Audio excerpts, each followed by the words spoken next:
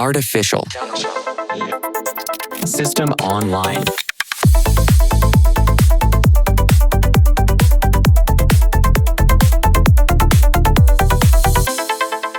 Welcome to Surviving AI. We have spent, I think, the last 5 deep dives tearing down some of the most comfortable assumptions many of us have held for decades. Exactly. We've really tried to establish the binary premise of this whole curriculum. You are either adapting or you are becoming obsolete. There's really no middle ground anymore. We started by proving the existence of the Great Divergence. And that's the shocking truth that your expensive college degree might actually make you more vulnerable to automation than, say, an electrician with trade license. Right. And then we mapped out the timeline of displacement, which was pretty brutal, moving from this abstract threat to, concrete dates. And we detailed the knowledge worker apocalypse, specifically going after data scientists, lawyers, accountants, the jobs that were supposed to be the safe zones. And this isn't theoretical. That's the point we have to keep hammering home. Not at all. 76,440 people. That's how many have already lost their jobs to AI in 2025 alone. This is happening right now. And through all of that necessary foundational work, we know the single question, the critical mission that really defines this entire curriculum, and it's the reason you're listening right now. What about my job? What is my number? What is my specific risk score, regardless of what the general projections say for my industry? That's right. And those generic risk scores, they're fatally insufficient. I mean, telling an entire profession they face a 30% risk is, frankly, meaningless. It doesn't guide individual action. Well, it's just noise. It's just noise. The risk is personal. It's tied specifically to the tasks you execute day in and day out and the protective factors that are unique to your specific role. So today, we move from the abstract to the intensely personal. Our mission is to calculate your personal automation immunity score, a number between 0 and 100. We're going to walk you through a detailed 11-question assessment. It combines established occupational data with the critical protection factors we've identified.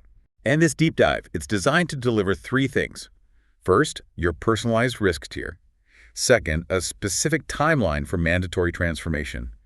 And third, and this is the most important part, a tailored action plan for immediate adaptation based on your score. And the key, as you've said before, is that we're focusing on the tasks being performed. We have to, because automation hits specific tasks first. Yes. It doesn't care about your impressive job title or, what university you got your degree from. That distinction, that is the absolute key to an accurate assessment. Okay, let's unpack this core truth first. Before we get into the 100 points, we have to reiterate the central, counterintuitive truth that drives the entire scoring framework. Because if you don't grasp this, the entire test is going to feel, weighted incorrectly. This is the Great Divergence made explicit. We are talking about the fact that white-collar workers who operate in predictable digital environments are statistically more exposed than skilled tradespeople who are out there dealing with unpredictable physical reality. And the numbers are so shocking, I think they bear repeating just to underscore this point. We looked at the difference between a pharmacist and an electrician. Yeah, it's a perfect comparison. Both require years of training, licensing, expertise. But the pharmacist, armed with a doctorate, a PharmD, faces a 60 to 75% risk of automation. 60 to 75%, that's huge. It's staggering. And it's largely because AI is excellent at repetitive cognitive tasks, like drug interaction checks or standardized customer counseling. It's pattern recognition on a massive scale. Now, contrast that with the electrician or the master plumber. A whole different world. They need an apprenticeship, they need licensing, but often no bachelor's degree. And the risk, it sits at a tiny 5 to 15%. 5 to 15. So why? Why the massive gap? Because AI can't deal with the chaos of a job site. It can't adapt to a unique electrical panel that was installed 50 years ago. It can't maneuver in a crawl space that's dark, dirty, and not built to code. It fundamentally flips the traditional script. I mean, for decades, we were all told that education was the safety net, right? The ultimate shield against displacement. The ultimate shield. But what we're seeing here is that specific types of education, the ones leading to highly standardized, predictable cognitive work, are actually making those workers more vulnerable. And that gets us to the fundamental mechanism of attack. AI excels at cognitive work in predictable environments.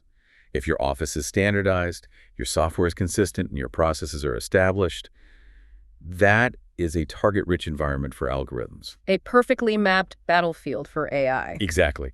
And conversely, AI struggles profoundly with physical work in unpredictable environments.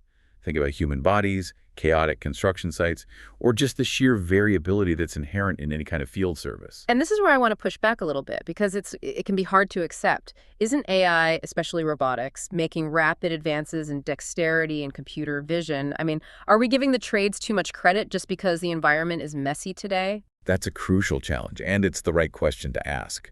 And yes, AI and robotics are advancing, absolutely. But the time horizon is significantly longer. A large-scale manufacturing environment is predictable. A robot can succeed there. We've seen that for decades. Right, the assembly line. The assembly line. But now, consider the cost and time required to deploy an advanced robot that's capable of maneuvering through a unique partially collapsed wall, identifying a specific water leak, and then performing a precise repair. The capital expenditure must be astronomical. It's not just the cost. It's the technological adaptation. That timeline pushes that kind of automation well past 2040. So for the next 15 to 20 years, human adaptability in chaos is a massive, massive competitive advantage. Okay, so that clarifies the timeline distinction. The unpredictability isn't just a hurdle, it's a time buffer. It's buying those professions years, if not decades. Precisely. And that brings us directly to the 4 characteristics, the 4 protection factors that we have to assess. If a degree alone isn't the primary shield, these factors are the specific attributes that genuinely make a job AI resistant. And remember, true protection requires stacking these factors. One isn't enough. Right. Let's run through them quickly one more time because they form the qualitative core of this 100-point test we're about to do. Okay, the first factor is physical unpredictability. This is the electrician example we just talked about. It's about dealing with unique layouts, custom pipe configurations, the chaos of a dynamic job site, or just navigating systems that constantly fail in unexpected ways. It demands human dexterity. And real-time adaptive problem solving that you just cannot pre-program. Okay, factor 2. The second factor is human connection and empathy. And we're talking about genuine, high-stakes emotional intelligence here. This is not the transactional empathy of a scripted customer service call. This is the crisis counselor navigating a mental health emergency. It's the hospice nurse providing comfort, or the high school teacher managing the complex emotional and social dynamics of 30 teenagers in a room. AI can analyze data. It cannot authentically share or respond to complex human trauma or intuition. Not yet. Factor 3. The third is high-stakes judgment plus personal liability. These are decisions where the consequences of an error are severe, someone's life, their freedom, or millions of dollars in liability. This demands a human decision-maker who is legally on the hook. So surgeons. Surgeons, trial lawyers, civil engineers stamping off on structural plans. AI can provide the recommendation, sure. But for the foreseeable future, society mandates that a licensed human accepts the burden of that risk. Okay, and the fourth and final factor. The fourth is multiple overlapping barriers. This is the stacking of credentials, experience, and mandatory continuing education. A college degree is one barrier. A surgeon needs 6 or more layers: med school, residency, board certification, malpractice insurance, hospital privileges, continuous CE. The more regulatory, legal, and educational layers you have, the harder it is for AI to fully penetrate and replace that role.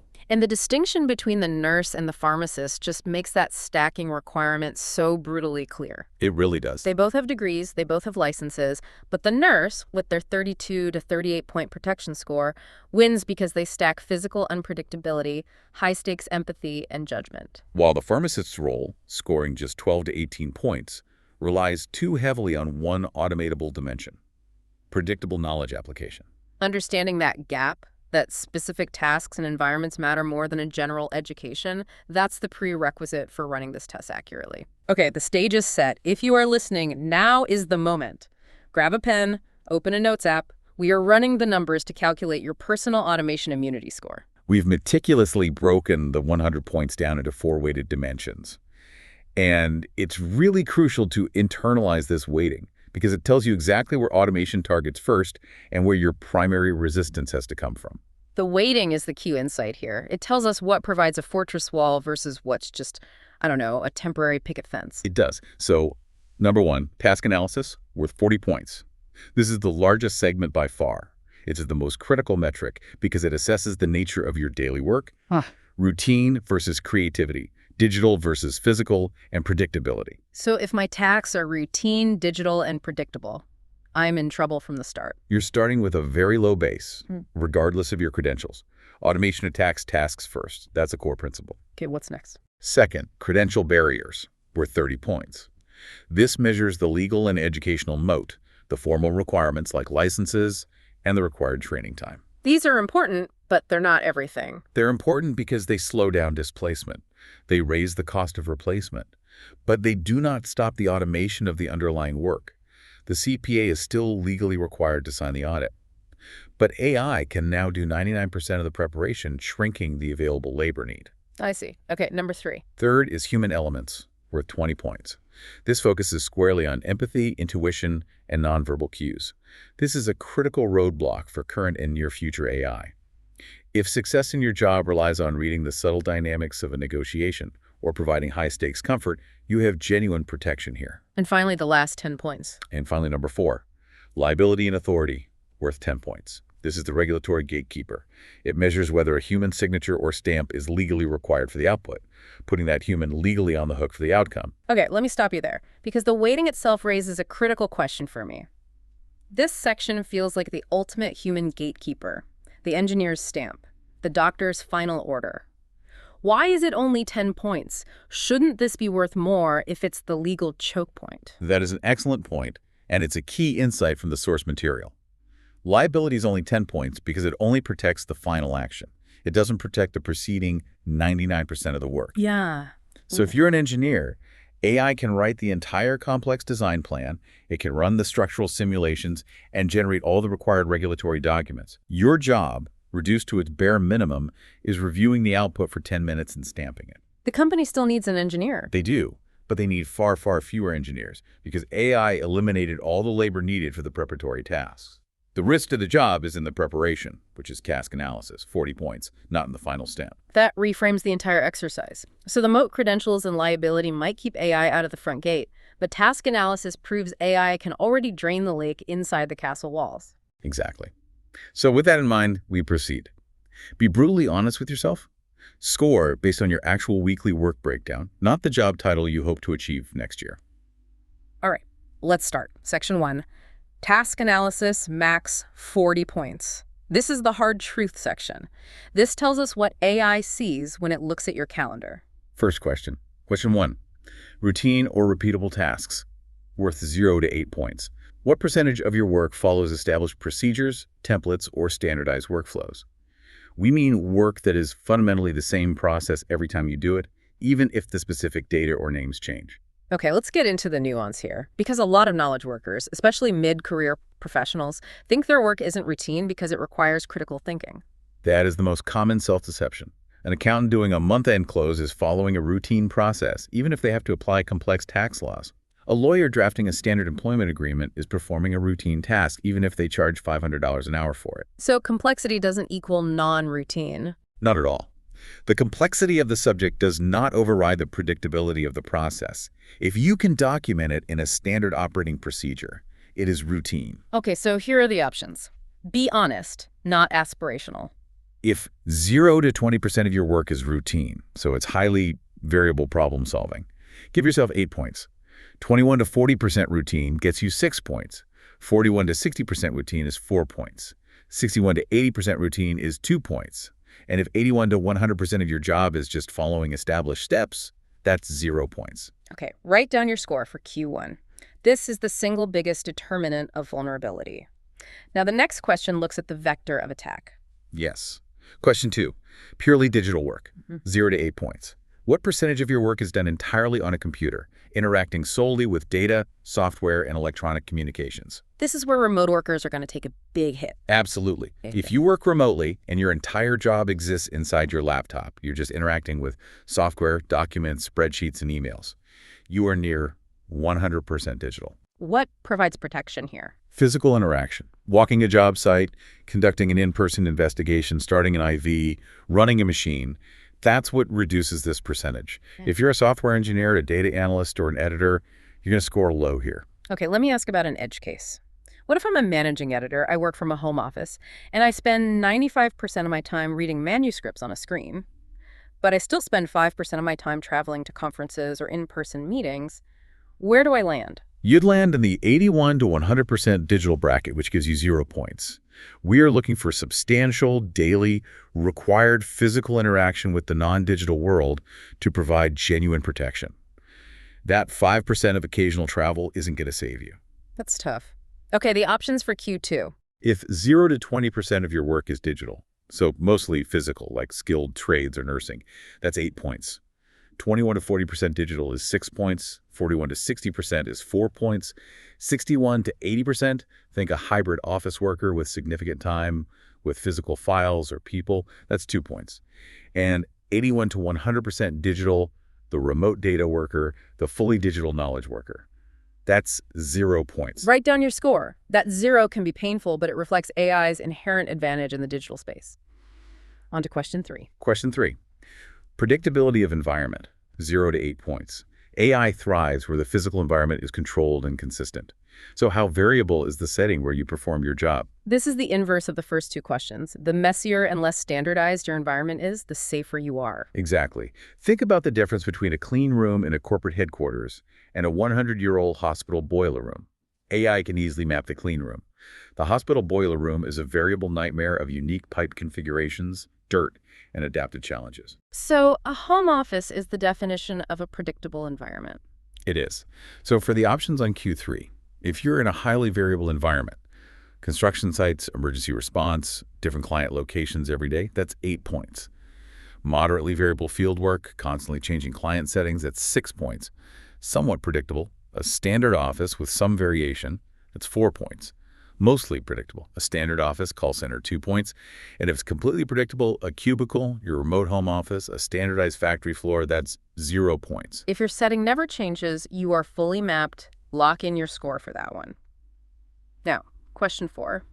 Creative problem solving, 0 to 8 points. How often do you face genuinely novel problems that are not covered in any manual, template, or established industry solution? This is about the difference between problem solving and creative problem solving. It's a key distinction. If a data breach occurs, implementing the established recovery protocol is problem solving. Right, you're following a playbook. You're following a playbook, designing an entirely new, unproven security architecture to address a new type of threat vector. That is creative problem solving. Most jobs fall into the first category. So an architect designing a custom revolutionary building scores very highly. Very highly. But a paralegal adapting template documents for a merger scores low, even though they're, solving legal problems. Exactly. The key word is novel. Does your solution exist in a pre-existing form, or are you inventing it from scratch? Okay, the options for Q4. If you face novel problems daily that require genuine invention, that's 8 points. Weekly creative challenges, 6 points. Monthly creative work like strategic planning cycles, that's 4 points. Quarterly or less, if you're mostly in implementation, 2 points. And if it's almost never, if you use established playbooks for everything, that's 0 points. All right, final question in this section. Question 5. High-stakes judgment, 0 to 8 points. How frequently do you make decisions with genuinely significant consequences? Life or death, major financial loss, or a significant legal or reputational impact to your company or client? We're assessing the pressure cooker here. Decisions with high stakes require human judgment because the cost of an error is just politically or socially unacceptable for an algorithm to bear. Giving an opinion on a multi-million-dollar merger is high stakes. Choosing a font for a presentation is not. Right. So the options for Q5, if you make life or death decisions regularly, surgeons, ER nurses, first responders, that's a clear 8 points. Significant financial or legal stakes on a regular basis, senior strategy, complex legal advice, investment banking, that's 6 points. Moderate stakes occasionally, hiring manager decisions, large-scale purchasing, that's 4 points. Low stakes occasionally is 2 points. And if your work requires minimal judgment and is reviewed by others, that's 0 points. And that concludes the most important section, the 40-point task analysis. Take a second, tally up your result for section 1. If you scored low there, don't panic yet. Your hard-earned credentials might still save you. Let's move to the legal mode. Right. Section 2, credential barriers max 30 points. This measures the sheer regulatory friction and investment required to enter and stay in your role. Okay. Question 6, required credentials licenses, 0 to 10 points. Do you need more than just a degree? We're looking for legal or regulatory requirements that actively prevent an uncertified person from doing the work. And the distinction here is really between a degree and mandatory signing authority. A degree can be simulated. A license with legal weight cannot. Got it. What are the options? If you have state licensing PLUS regulatory signing authority, a CPA signing audits, a licensed civil engineer stamping drawings, certain medical specialists, that's 10 points. State licensing without that signing authority, like an RN and LPN, some teacher certifications, that's 7 points. A professional certification that's recognized, but not a state license, PMP, CFA, that's 5 points. A college degree only, bachelor's or master's, is just 3 points. And if there are no formal requirements, that's 0 points. Wow, just a college degree is only 3 points. That's a real eye-opener. Okay, mark that down. On to question 7. Total preparation time, 0 to 10 points. How many required years of formal education, training, and minimum experience did it take to reach the starting line of your specific job? We're quantifying the time investment that acts as a deterrent. A 4-year degree gets you 5 points. A physician's path, 4 years of undergrad, for a med school, at least 3 in residency, that pushes you instantly to the top tier. So the longer the runway, the safer the plane. In a sense, yes. The options for Q7 are 8 or more years, surgeons, PhDs, master tradespeople with extensive apprenticeships, that's 10 points. 5 to 7 years, master's degrees plus significant experience, that's 7 points. 2 to 4 years for bachelor's degree roles gets you 5 points. 6 months to 2 years for certificate programs or trade schools is 3 points. And under 6 months, pure on-the-job training is 0 points. Okay, record your score for Q7. Now for question 8. Required continuing education, 0 to 10 points. Is continuing education legally mandatory to maintain your ability to practice? Or do you lose your credentials if you stop learning? This is a crucial defense mechanism. It ensures that even if AI starts doing the grunt work, the human gatekeeper is continually updated and forced to stay current. If your license lapses because you failed to take a class, that's a strong protection factor. It's a forced obsolescence prevention mechanism. Exactly. So, for Q8, if it's substantial, say 20-plus hours annually with periodic recertification or testing, give yourself 10 points. If it's moderate, 10 to 20 hours annually, but no mandatory testing, 7 points. If it's minimal, under 10 hours and easily completed, 3 points. And if there are no requirements, if it's all voluntary, that's 0 points. Okay, add up your Section 2 score. That's a maximum of 30 points. This is your credential barrier score. Now we shift to the skills AI fundamentally lacks. Right. Section 3, human elements max 20 points. This is about intuition, empathy, and social reading. Question 9. Centrality of empathy and emotional intelligence, 0 to 10 points. Is the job fundamentally dependent on high-stakes human connection and responding intuitively to emotions, crisis, or trauma? If the person in distress cannot be calmed, trusted, or motivated without genuine, nuanced human connection, you score very highly. If the interaction is transactional, providing information, processing, and order, you score low. So a therapist is a 10. A data entry clerk is a 0. Absolutely. Yeah. The options for Q9, if it's essential therapy, hospice care, crisis intervention, high-stakes negotiation, that's 10 points. If it's fundamental teaching young children, social work, managing complex customer relationships, that's 7 points. Somewhat important team management, some sales roles, is 5 points. Helpful but not critical is 3 points. And not relevant, technical analysis, data processing, coding is 0 points. Got it.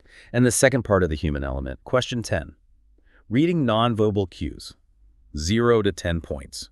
Is success in your job dependent on your ability to read body language, vocal tone, or the emotional energy in a room? This is a massive roadblock for current AI systems. They're getting better at processing text and voice, sure, but integrating nonverbal context in real time to adjust a strategy remains a fundamentally human skill. Think about a negotiator watching for a flicker of uncertainty in a client's eye. AI can't do that. Not in a meaningful way. So for Q10, if it's essential and frequent negotiators, clinical diagnosis, nurses doing bedside assessments, therapists, that's 10 points. Important and regular in-person sales, executive leadership, HR is 7 points. Occasionally useful, like in hybrid meetings or casual management, 3 points. And rarely needed, which applies to most remote data work, that's 0 points. Okay, add up your Section 3 score, maximum of 20 points. This is your human element score. And that brings us to the final gatekeeper. The last one, Section 4, liability and authority, max 10 points. This reflects the legal requirement for a human to take the ultimate risk. Question 11, personal legal liability, 0 to 10 points. Must you personally sign documents that create professional legal liability, risking your license, freedom, or substantial personal financial impact? This is the regulatory choke point we talked about. If you are signing off on work and your license or freedom is on the line, if that work fails, you score high. If you're simply writing a report that a partner or a superior will sign, you score 0. Simple as that. Simple as that. The options for Q11. Yes, significant personal liability must sign or stamp work. License at risk, like an engineer, CPA, or physician, 10 points. Yes, moderate liability, where it's more corporate liability but no personal license risk, that's 5 points. And no personal liability working under someone else's authority is 0 points. Okay. That's it. Take a moment, add up your scores from all 4 sections. Task analysis, which was a max of 40, credential barriers, max 30, human elements, max 20, and liability, max 10. That final number is your total automation immunity score out of 100. You now have your number. Let's move immediately to interpretation. That score corresponds directly to a risk tier and, most critically, to a real-world timeline for mandatory transformation and survival. All right, we've established 5 clear risk tiers based on combining these scores with the automation timeline data we've reviewed throughout Season 1. This isn't just about risk, it's about the speed at which you must act. Let's start at the top. Number 1, very low risk, 81 and 100 points. Tier 1, the optimization zone. Who falls in here? The timeline for this group is protected through 2040 and potentially beyond. We're talking about surgeons, master tradespeople like electricians and plumbers, senior nurses in the ICU, senior trial attorneys. Your score indicates that AI finds minimal points of attack. So what does AI do for them? AI will not replace you, it will serve you. Its primary function in your career is to handle all the administrative and preparatory tasks, the paperwork, the analysis, so you can focus exclusively on those 81 to 100-point activities that require genuine human judgment and touch.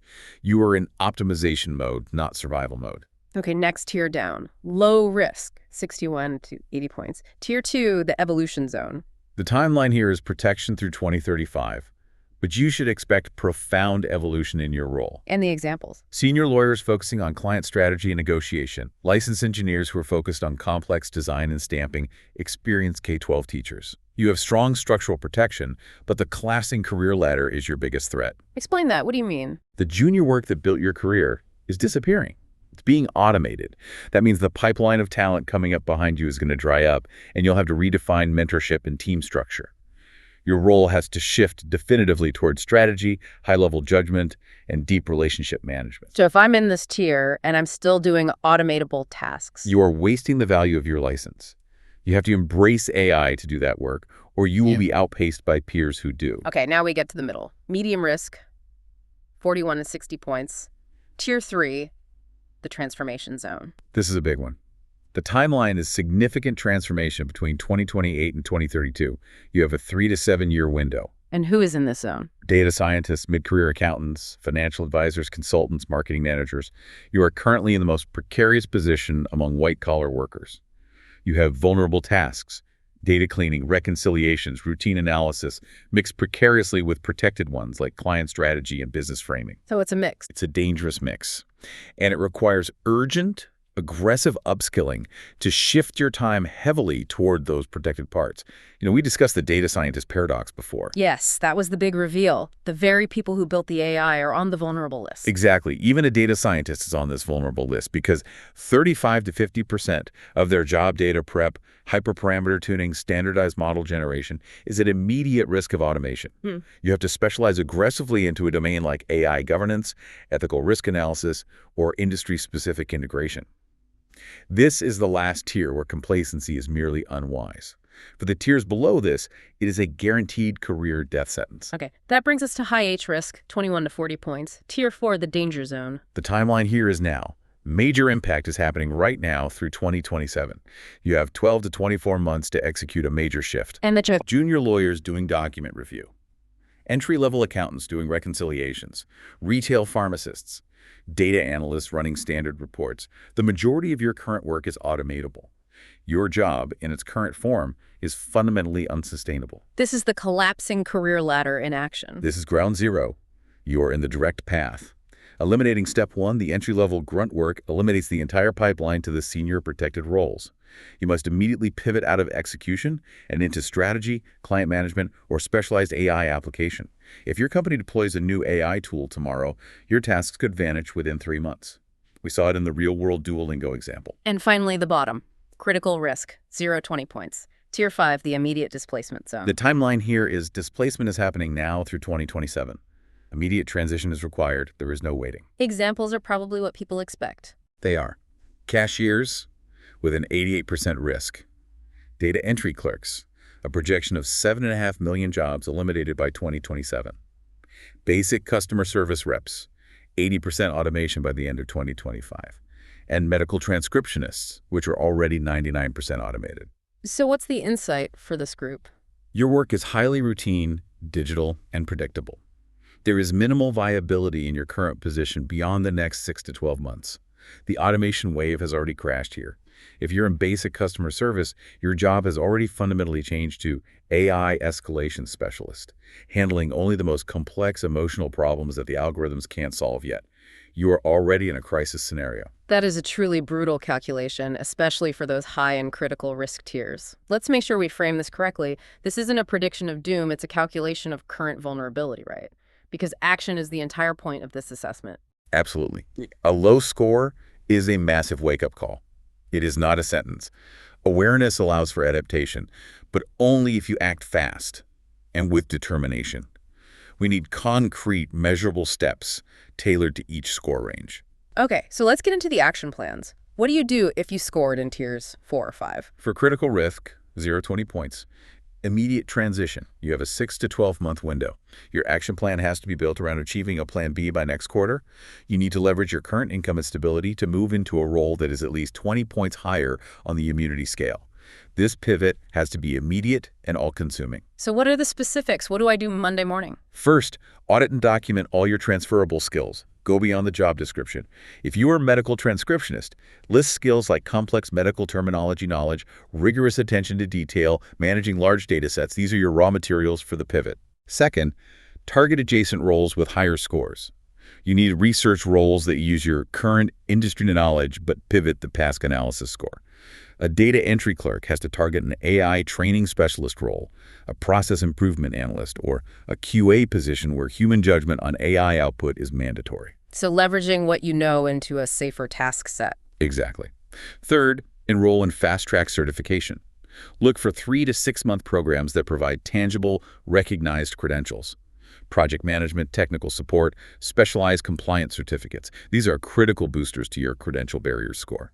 And fourth, network aggressively for non-job board roles.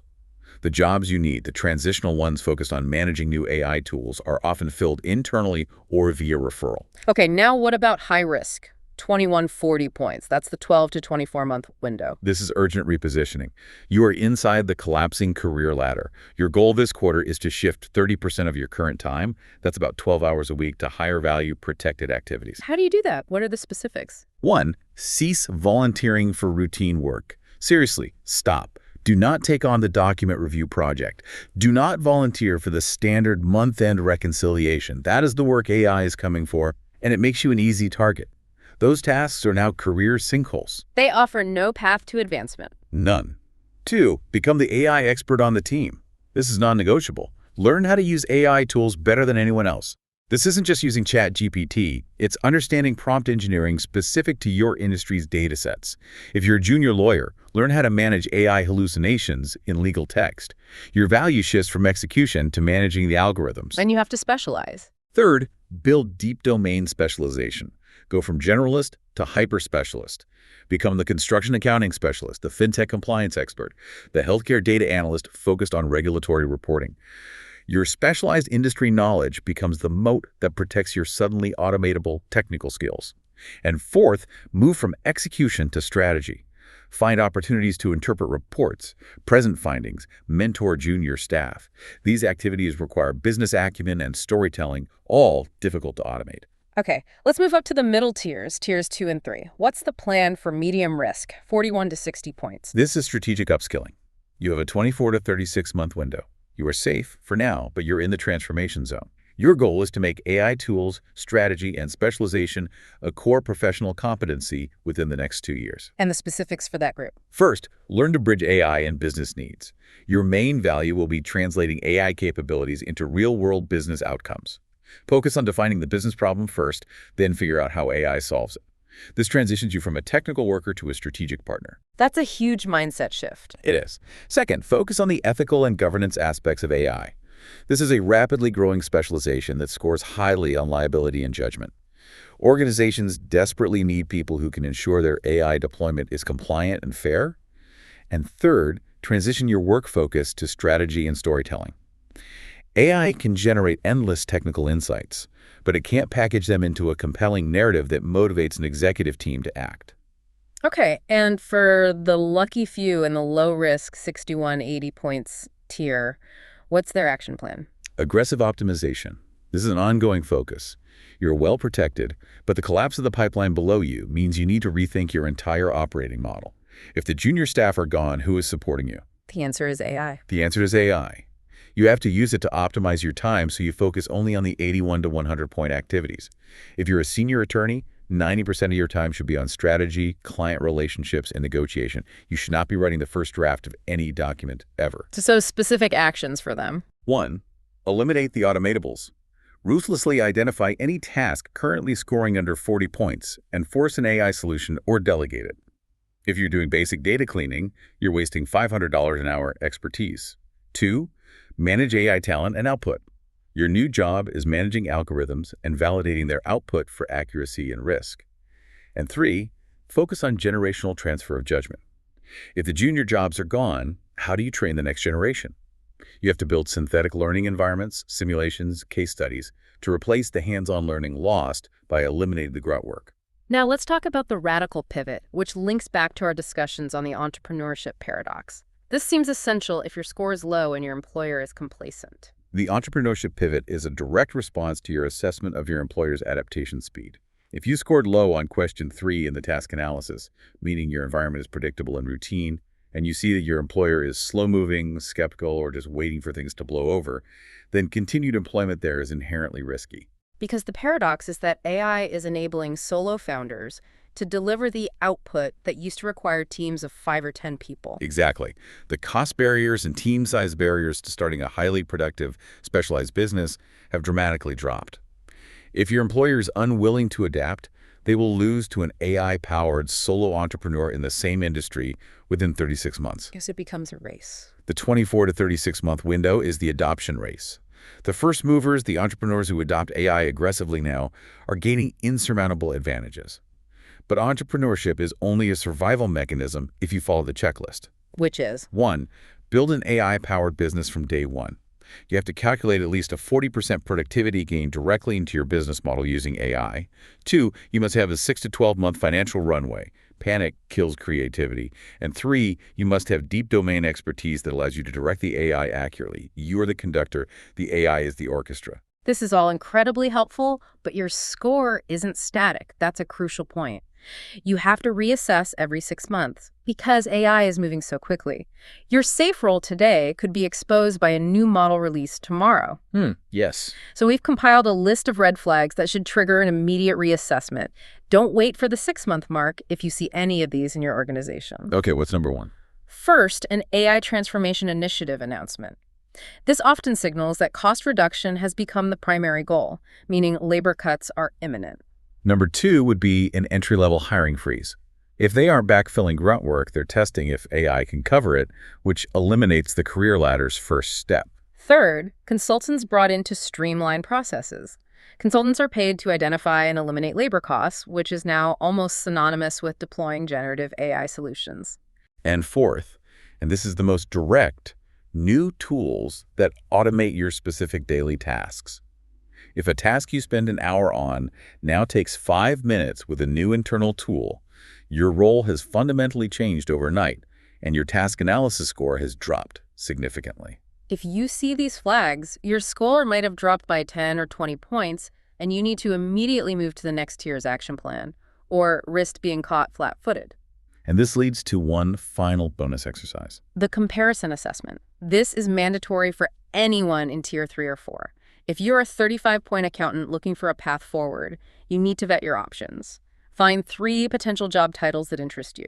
Go through this entire 100-point framework as if you already held those positions. And the key is, you must be targeting roles that score at least 20 points higher than your current score for that transition to be meaningful and safe.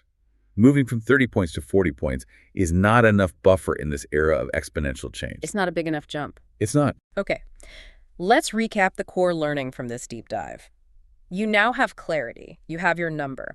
Your score provides an objective, data-driven assessment of your role's current vulnerability, tied directly to the speed of technological adoption. But the real measure of survival is not the score itself. It is the speed and determination of your action plan. And I think that's the most hopeful part of this. It is a critical risk score of 15 points, with immediate aggressive action enrolling in a certification, networking, pivoting responsibilities that leads to a dramatically better future than a medium risk score of 55 points, paired with complacency and wishful thinking. The difference between survival and obsolescence is measured in months, not years. So here is your takeaway. Assume your current job has a 3-year expiration date, regardless of your score. Plan for the worst-case scenario. This over-prepares you and positions you for success, even if the timeline slows down, or if your company happens to be one of the rare ones that adapts perfectly. Over-preparation is the only safety net left. And we challenge you to do 3 things this month. Calculate your final score, identify your tier, choose 3 specific actions from your tier's plan, and execute them immediately. Do not wait for next month. And as we sign off on Season 1, the reality check, here's a provocative thought for you to mull over. If AI is systematically eliminating the entry-level grunt work, the traditional training ground that builds the high-stakes judgment needed for senior professions like law, accounting, and medicine, what new, more rigorous, and perhaps expensive forms of apprenticeship or education will be required in the future to build that necessary judgment needed for the few remaining safe senior roles? We have eliminated the latter. What replaces it? That structural question is one that will define the next decade of professional life. We will explore that question and many more actionable frameworks for building your personal immunity in Season 2, the Protection Playbook. Until then, get to work calculating your score and building your moat.